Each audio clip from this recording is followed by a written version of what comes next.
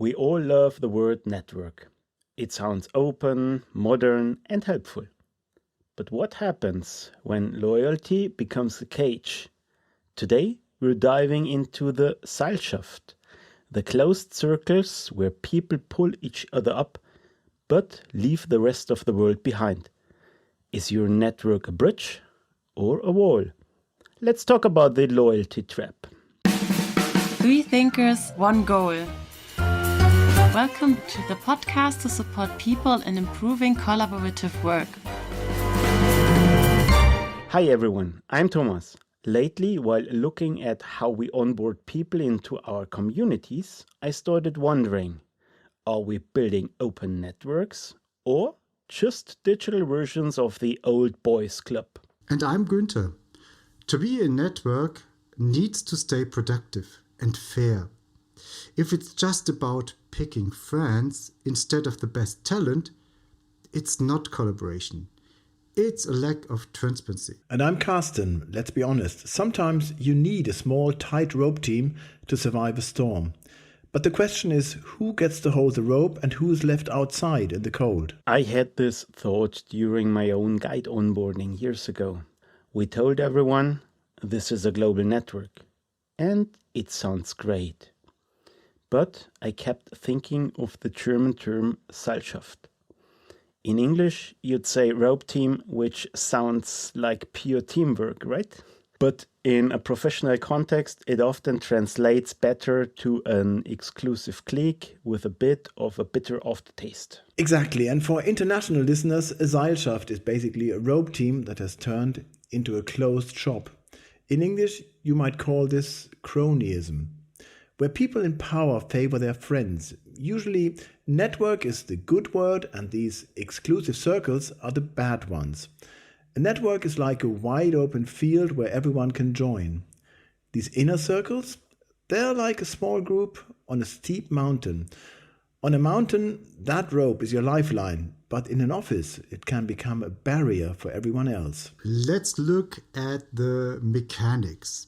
In an open network, the question is, who can help me with a new perspective? In an exclusionary circle, the question is, who is one of us?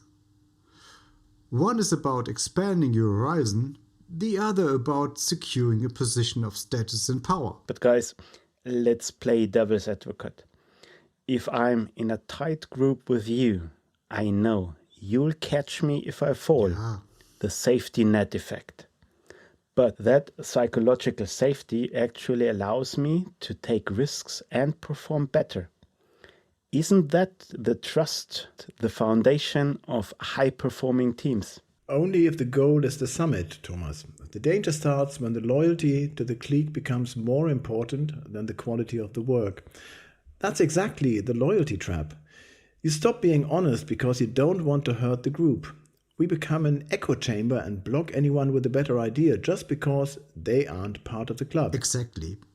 My summary from our last talk was, networks are for performance. They stay efficient because they are open to the best input. But these Seilschaften are only about loyalty. They are stable, yes, but they become toxic when decisions are made in the dark, in secret chats. Bypassing the transparent structures we try to build with tools like Microsoft 365. And that's the point. Some might say we can't be open when we need to deliver under pressure. But I disagree. Especially in high-stakes projects, transparency is our only guardrail. If we retreat into secret rope teams just to move faster, we lose the weak ties of the network that actually provide the innovation we need. We end up with gatekeeping instead of collaboration. It is about the gate, about how exclusive you are. In a healthy team, we get together in order to reach a specific peak or a project, only to go our separate ways afterwards. We act transparently and openly throughout, and in that way we avoid the loyalty trap I mentioned before. An unhealthy team, on the other hand, is a permanent secret club that only exists in order to maintain a position of power for its members. It's about the intent. Is the goal to reach the summit for the organization, or to make sure only we stay at the top? If you are hiding information to protect your group, you have fallen right into that trap. Technology is the sunlight here.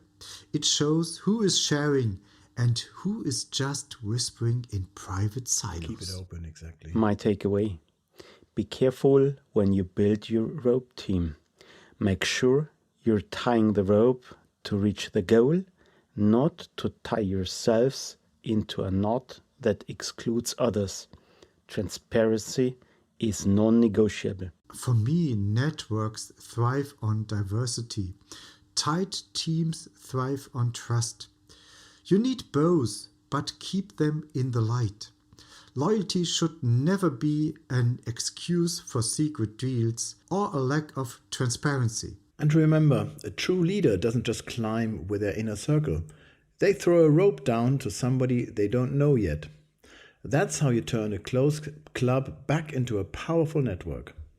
Well said. What about you? Are you building bridges or walls? Let us know in the comments. Thank you for listening to our discussion. Don't forget to subscribe to our podcast to make sure you don't miss our next episode. Until next time, at 3 Thinkers, 1 Goal. Becoming smarter, 1 episode at a time.